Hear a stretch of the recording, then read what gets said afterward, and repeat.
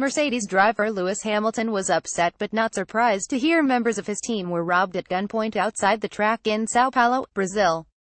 Sebastião Moreira for Shuttershock security in and around São Paulo, site of Sunday's Brazil Grand Prix, will be tighter, Formula One officials promise, following an incident that saw members of four-time F1 champion Lewis Hamilton's Mercedes crew held up at gunpoint. Heavy police reinforcements will be on duty for the remainder of the event, the International Automobile Federation, which governs F1 racing, said in a statement on Saturday via Reuters, a day after the holdup that Hamilton described on social media. Some of my team were held up at gunpoint last night leaving the circuit here in Brazil, Hamilton wrote on Twitter on Saturday morning. Gunshots fired, gun held at one's head. This is so upsetting to hear. Please say a prayer for my guys who are here as professionals today even if shaken.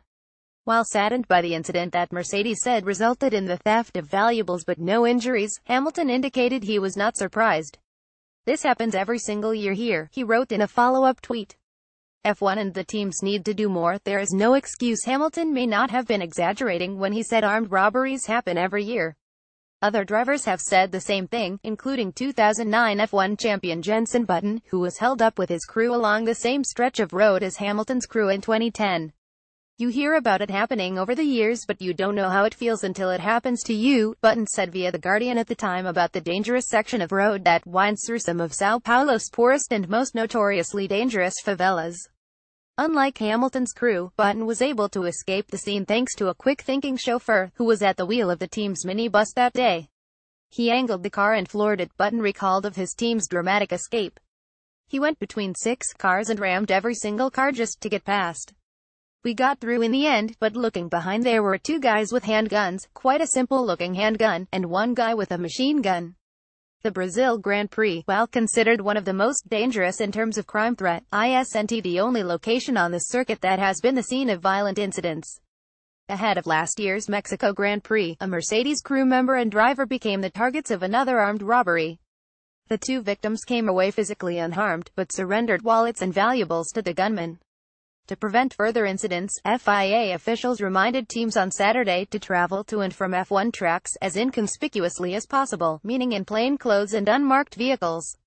Mercedes boss Toto Wolff hopes that, along with increased police presence, will be enough.